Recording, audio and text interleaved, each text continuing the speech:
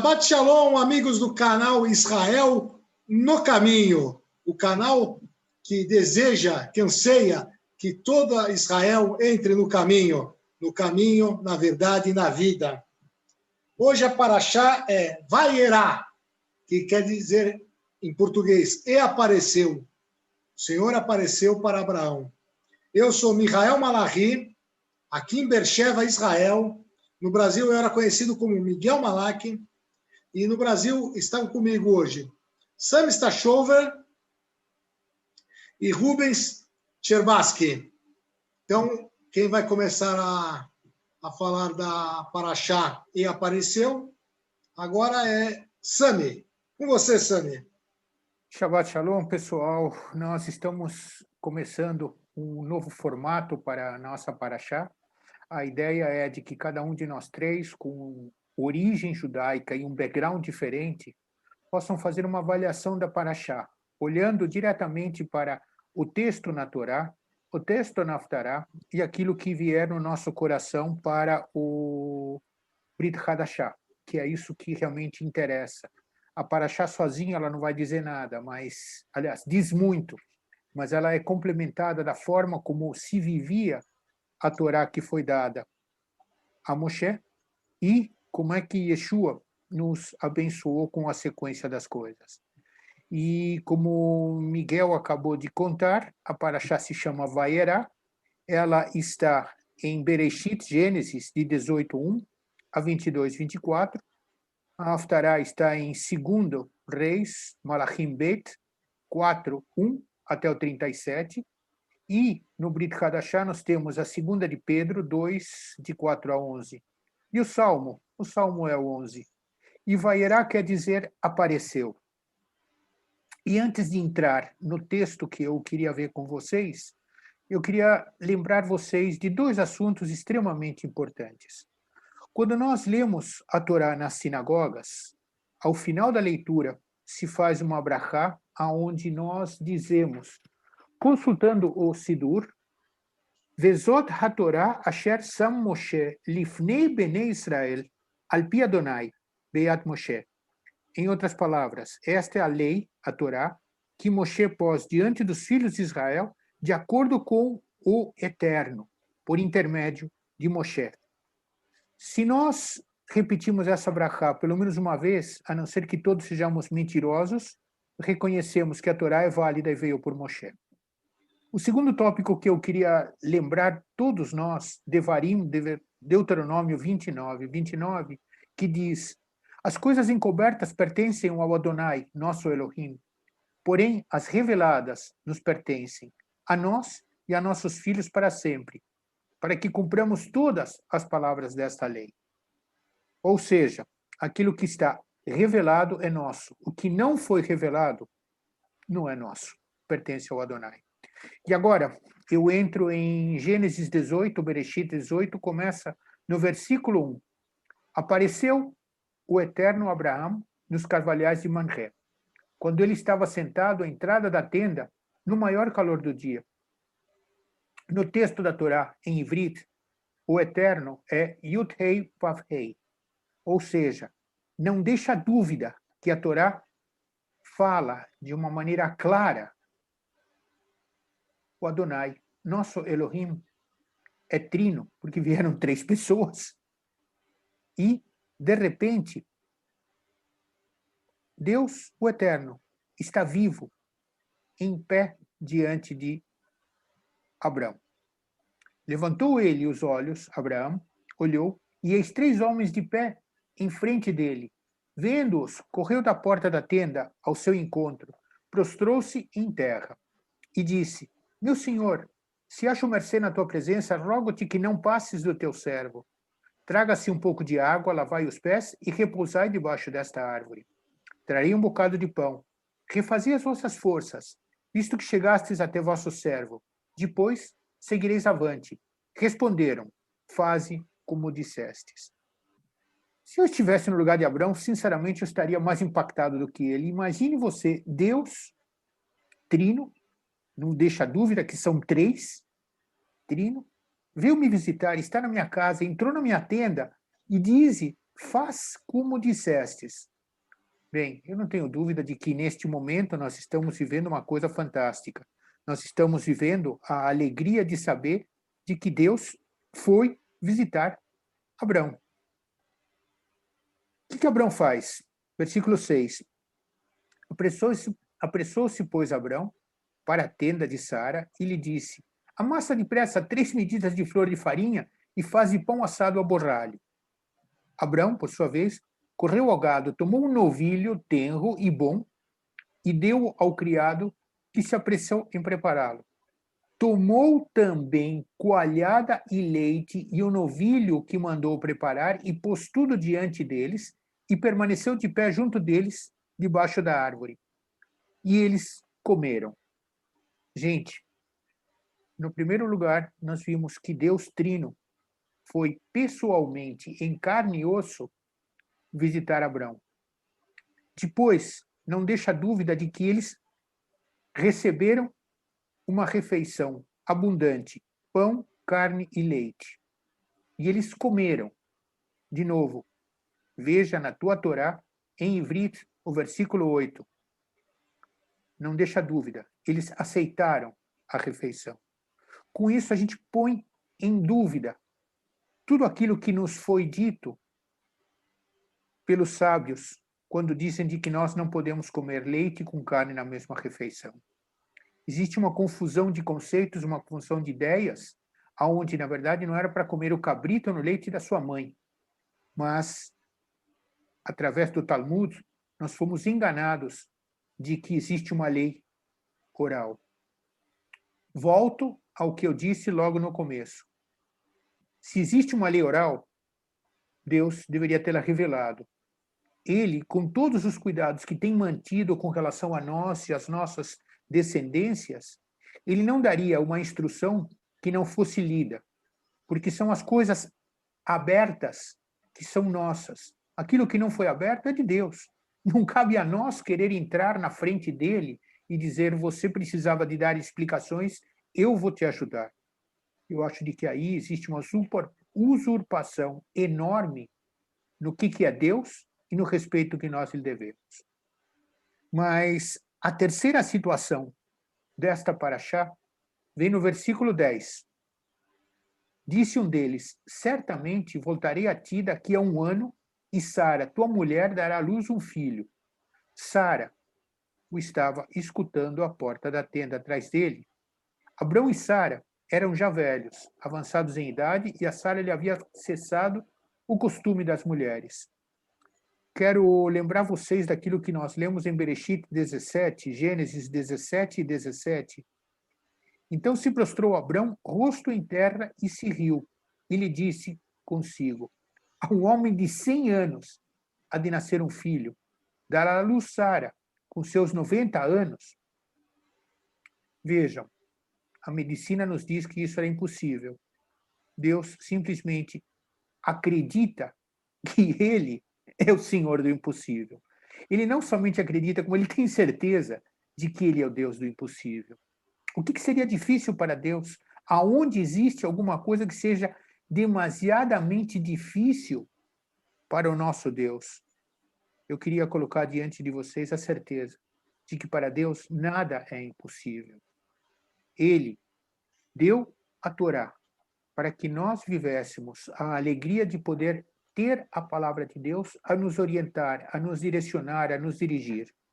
E ele, em sua presença, nos permite recorrer a ele em todas as situações. E é isso que nós lemos na 2 Reis 4, nos versículos 33, 34, 35 e 36, onde nós temos Elisha, ou Eliseu, que precisa de uma ação poderosa de Deus.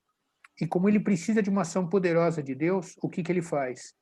Ele entrou, fechou a porta sobre ele e orou ao Eterno. Subiu à cama, deitou-se sobre o menino e, pondo a sua boca sobre a boca dele, os seus olhos sobre os olhos dele e as suas mãos sobre as mãos dele, se estendeu sobre ele e a carne do menino aqueceu.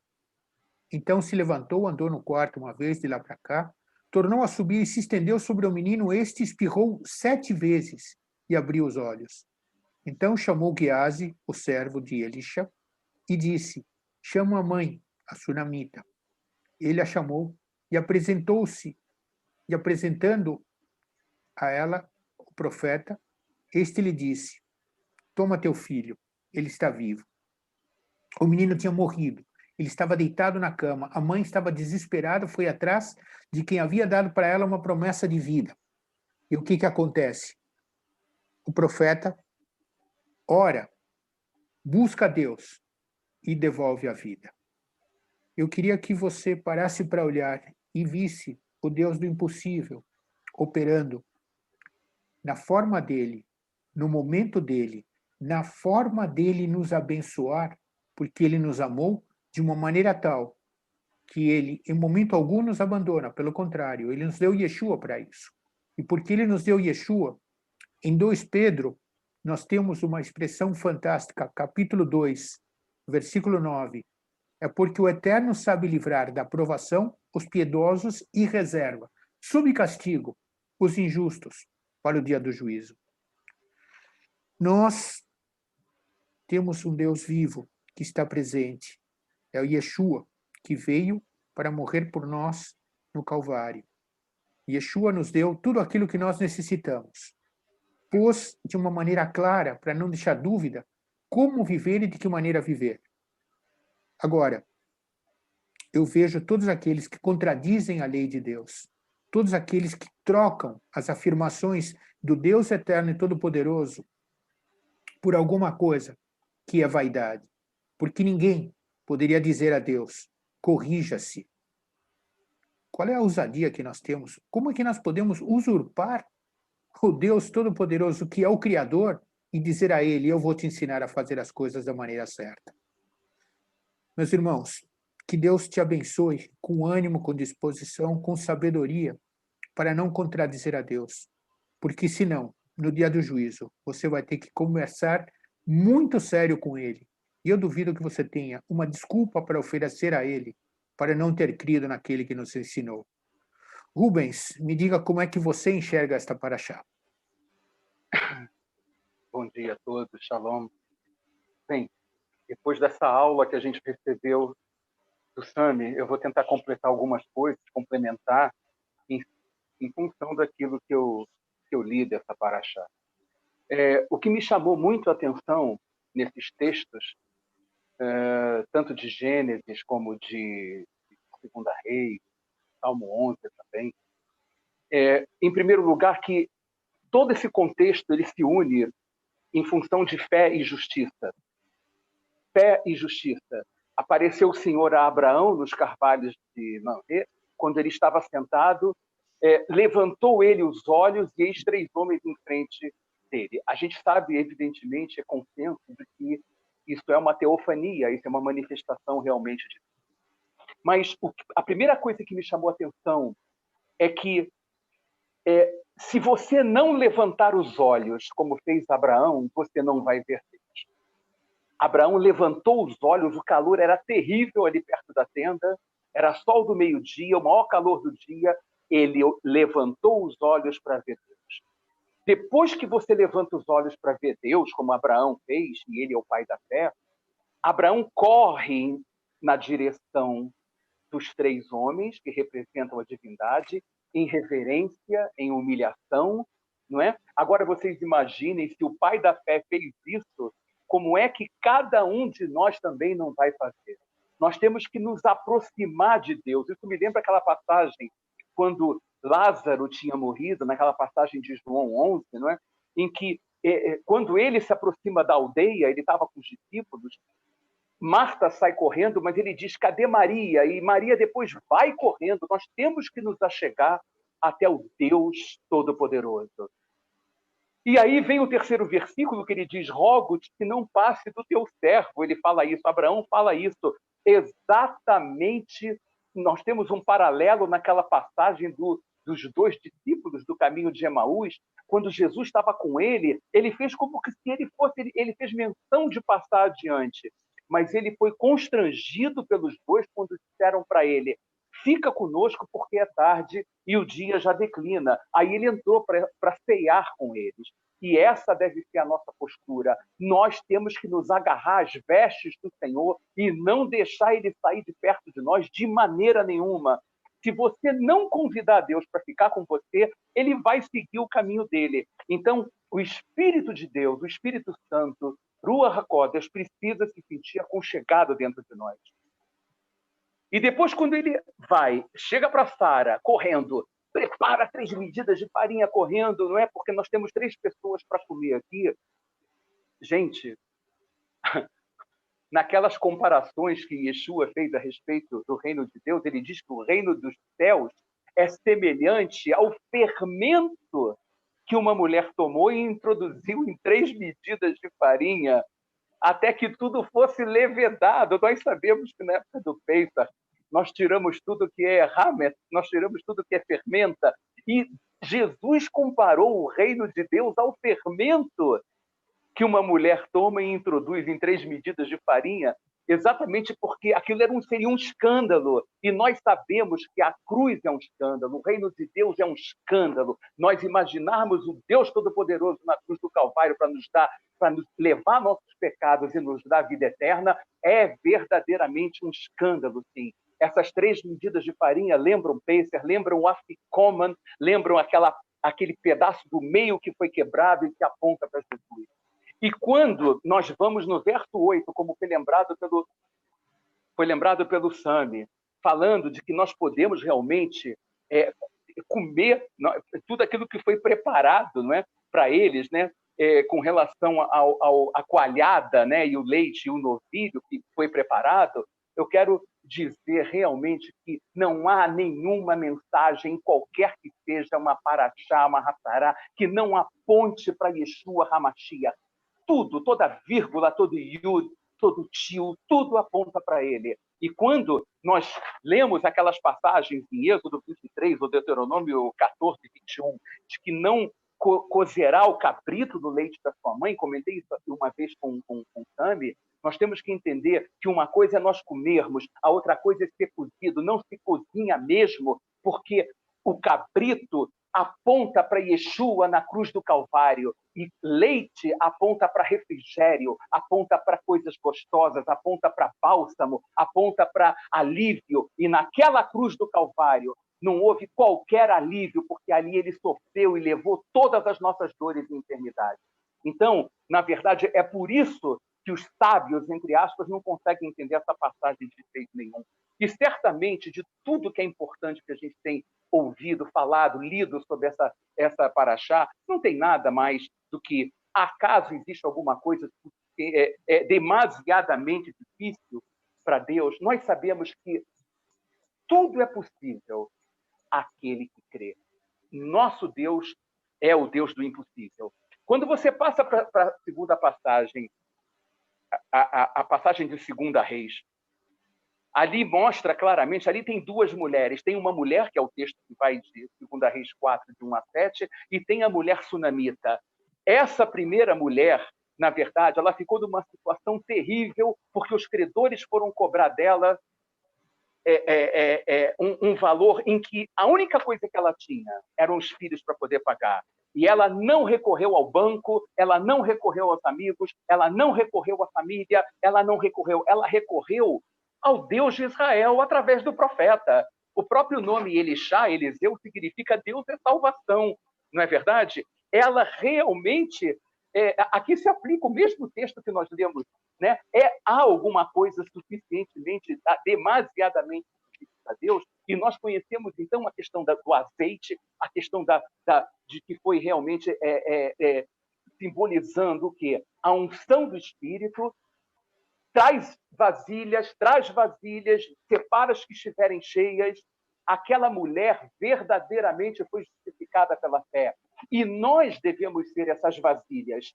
Nós devemos estar disponíveis como aquelas vasilhas estavam para encher do óleo. O óleo, o azeite, representa a unção do Espírito. Quanto mais nós estivermos disponíveis para o Espírito de Deus, mais nós seremos cheios do Espírito. A palavra, essa mulher foi justificada pela fé. E o Berit Hadashah diz que, de fato, sem fé, é impossível agradar a Deus, porque é necessário que aquele que se aproxima dele creia que ele existe e que ele se torna galardoador daqueles que o buscam. Logo depois, quando a gente vê o trecho da mulher sunamita, a gente vê um outro caso típico de uma mulher justificada pela fé, que devia estar lá naquela relação de Hebreus 11, não é verdade? Ela em nenhum momento reclamou quando ela viu que o filho tinha morrido e ela não tinha pedido um filho ao profeta. Ela saiu dali, como é que você está? Tudo bem? Tudo bem, vai tudo bem, vai tudo bem. E o filho morto, vai tudo bem. Mas ela correu atrás do homem de Deus. E é muito interessante que quando ela chega, o Geazi, ou Geazi, eu chamo de Geazi, na verdade, quando Eliseu dá o bordão para ela, vai lá e toca, e ele acabou indo porque ela queria que ele fosse de qualquer maneira. Isso prova que quando ele coloca o bordão não acontece nada. O bordão representa a palavra e precisava da presença do Espírito de Deus. O bordão sozinho, a palavra e a fé, elas andam juntas. É a mesma coisa Jesus falou para os discípulos: ide, vocês levem o bordão, não para na casa. Se vocês quiserem, parem nas casas, recebam, saúdem a casa. Se não quiserem a tua paz, que a paz retorne para vocês. Na verdade, os discípulos voltaram, não puderam fazer muitas coisas, e Jesus falou ensinando: ó geração incrédula e perversa. É a mesma coisa. Sem fé é impossível realmente agradar a Deus. Então, ele vai, sobe na cama, coloca, fica sobre o menino, rosto sobre rosto, pé sobre pé, e a mensagem principal que eu creio que nós podemos tirar daí é que, se existe alguma coisa morta, meu irmão, na tua vida, peça ao Senhor para deitar sobre aquela coisa que está morta, para que seja gerado vida, para que aquilo esquente, para que aquilo que está morto, que está frio, se torne em vida, porque Ele é o único que pode fazer viver aquilo que está morto em cada um de nós, a começar da nossa própria vida, a começar da nossa própria alma. E, para terminar, eu vejo realmente aquela passagem do Salmo 11, tanto no Salmo 11, quando diz que verdadeiramente o Senhor prova o justo. Por que ele prova o justo? Porque o Senhor é justo e ama a justiça. Na verdade, na passagem de 2 Pedro, que o Sami também falou, ele acaba terminando falando de Sodoma e Gomorra. O Senhor livra os filhos, mas os incrédulos e os ímpios, não é? Eles terão seus livros abertos no dia do juízo e serão condenados, porque a palavra de Deus nos garante, não é, que se o teu nome, se você crê, o teu nome está no livro da vida. E se você está no livro da vida, você não entra em juízo, você já passou da morte para a vida, não é? Mas quando os livros forem abertos, você não será capaz de ser justificado por obras. Somente pela fé em Yeshua você pode ser justificado. É isso, Sami, Miguel. Acho que passo a palavra para o Miguel agora. Meu Deus do céu. O que eu vou falar? Se eu falar boa noite, está excelente aqui. Sensacional a palavra colocada, né? Eu vou tentar dar uma resumida aqui no que eu anotei. Eu também não aprofundei muito, não. Eu peguei todos os tópicos e, bem rapidinho, vou falar aqui o que acontece na Paraxá, porque é uma Paraxá muito comprida e muita coisa acontece. São muitos acontecimentos. Então, eu vou dar uma pinceladinha em tudo que acontece. Primeiro, o Senhor vem para Abraão e, como vocês bem disseram, ele olha, né? Era o sol escaldante do meio-dia, aqui do deserto, né? Ele olha, recebe os anjos, a hospitalidade de Abraão, né? Falou, a gente tem que ser hospitaleiro porque, quem sabe, nós não vamos receber anjos em casa, né? Não estamos recebendo anjos, recebendo profetas, recebendo pessoas de Deus, né? Ou até o próprio Deus, né? Como Abraão recebe, né? E recebe bem. E é uma característica tanto do povo judeu quanto do povo árabe, que são os filhos de Abraão. Essa característica de hospitalidade, né? Aí depois o anjo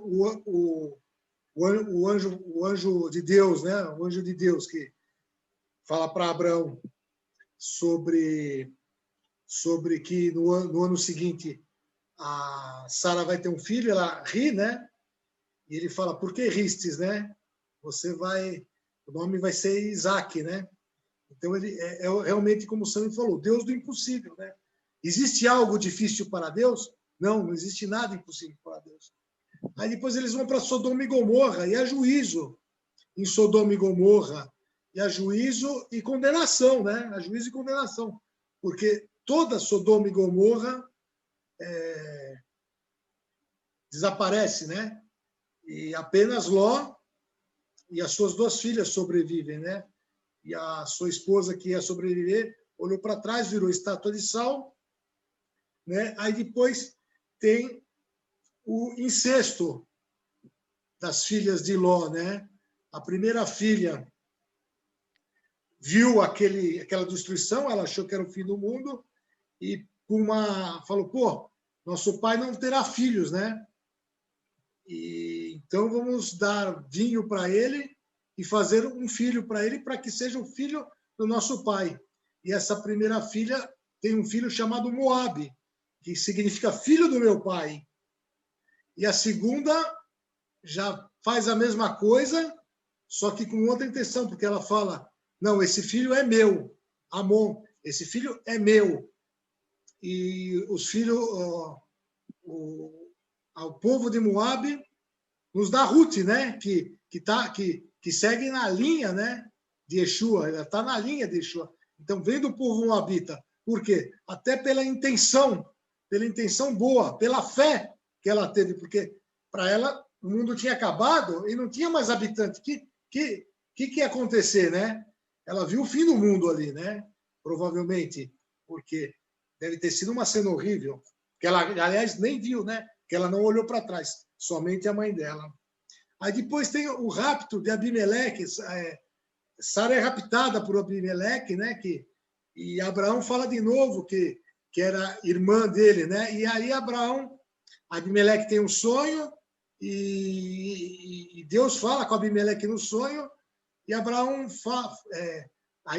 confirma: não, mas ela é minha irmã mesmo, porque ela é irmã do meu pai. Ou seja, Abraão e Sara são realmente meio-irmãos. Só que ele se casa com ela, né? Ele vira mulher.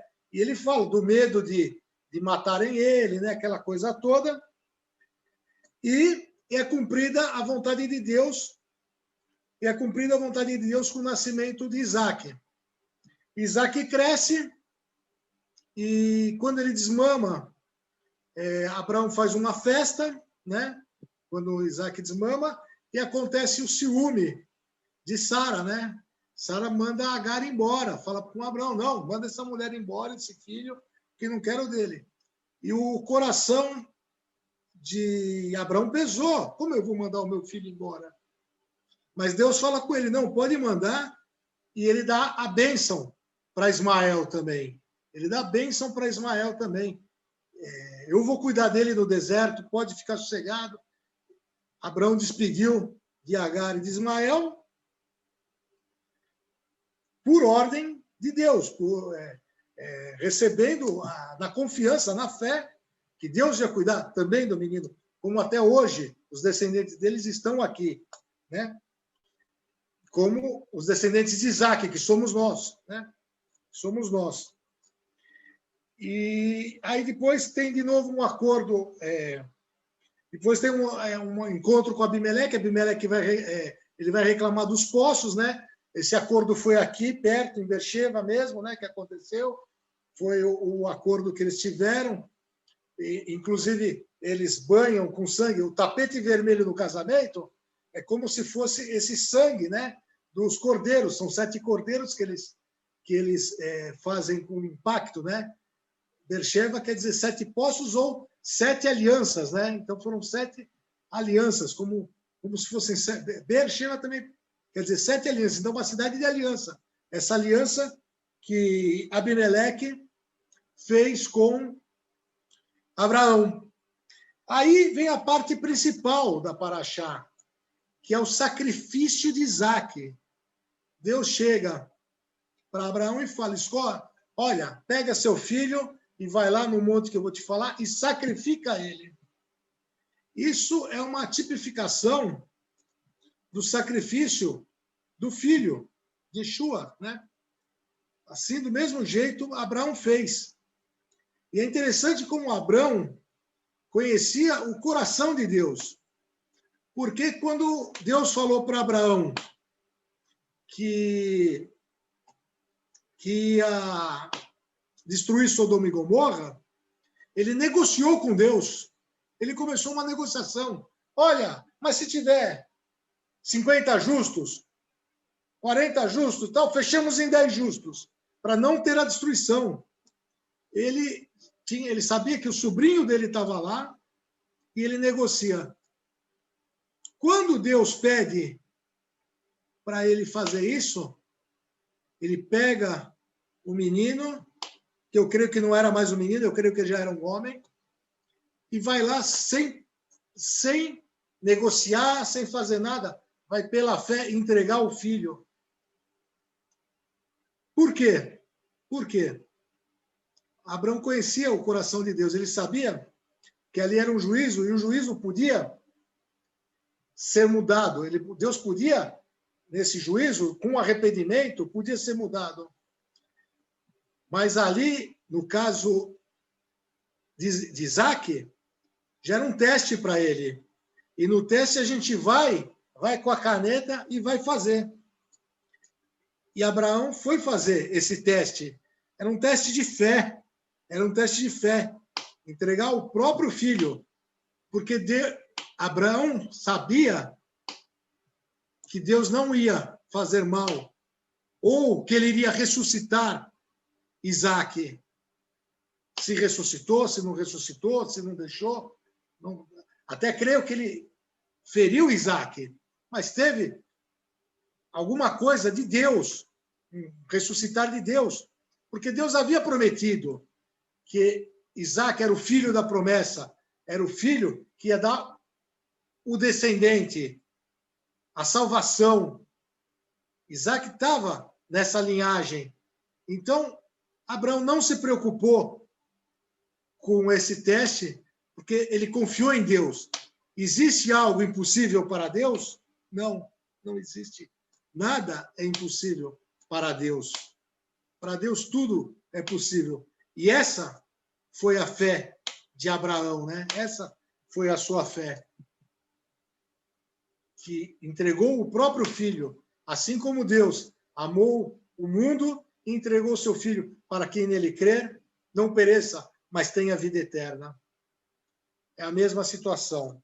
Aí depois nós vamos para Haftará, que, como vocês falaram bem, né, é de Eliseu, e ele ressuscita o filho da Sunamita, né? Ele ressuscita. Existe algo impossível para Deus? Essa é a palavra hoje, né? Existe algo impossível para Deus? Não, não existe nada é impossível para nosso Deus, nosso Senhor, nosso Salvador.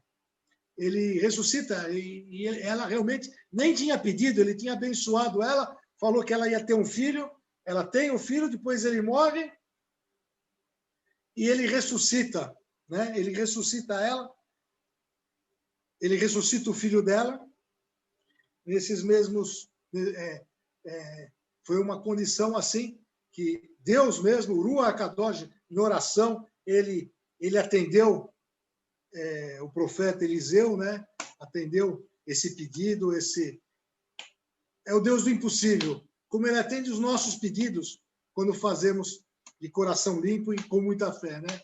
Quando fazemos os pedidos, as petições justas com muita fé, Deus atende a todos nós, né?